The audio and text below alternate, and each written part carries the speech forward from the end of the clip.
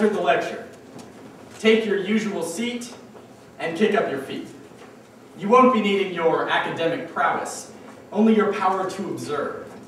After all, you're a weighted grade speed skater on the thin ice that is the systematic modification of scores. In short, you're riding the curve. Let's begin. Instead of taking notes, you take note of academic demographics. Take a vote that's not democratic, your mind's stuck in traffic. You never did like mathematics, except the sort that allows you to tell how much slacking will lead to a net gain. Namely, the fact that 25% of the class will receive better or equal to an A-. But it's up to you to figure out where that fateful line is. So let's examine the data, shall we? 4 seats to your right sits a kid whose textbook pages have never seen light, whose interest appears to be great as indicated by the rate at which he types, but on his notebook he's cruising Facebook, and if the TA looked a little less strict, hell, he'd be using Skype. 3 seats to your left is a girl whose senior superlative you're pretty sure was best dressed, but you need her to be least likely to succeed. Who sits, gum smacking, hair flipping, cell clicking and clacking, waiting for the next text. But that doesn't mean she didn't do better than you on the last test. Still, there are some, too many, who sit attentively and write frantically, arrange their multiple choice answers semantically rather than randomly. Just hope that when the midterm comes, they crash and burn. You won't lose any sleep over grades bought for so cheap. After all, if they had the nerve, they'd do as you do. Sail that shape-shifting ship with their classmates as crew and ride the curve.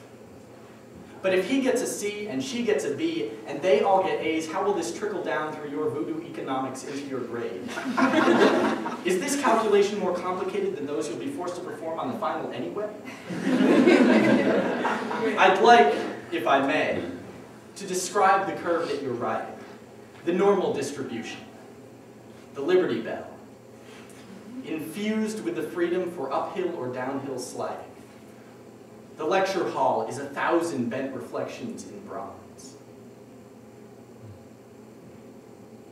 But something goes wrong. The Liberty Bell cracks. You hear the note of desperation in their questions. Feel the weight of their hesitation. You see shadows on cheekbones.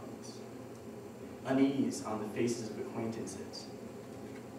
Is this friendship yet? The same unease in every forced smile, in every blurred picture, at every sweat and grime-choked party.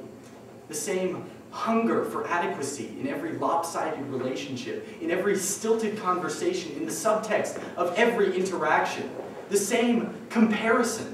The same blind search on bleeding hands and knees to find that line in the sand. Please let me find that line. I have to be better than them. I have to be better than enough of them.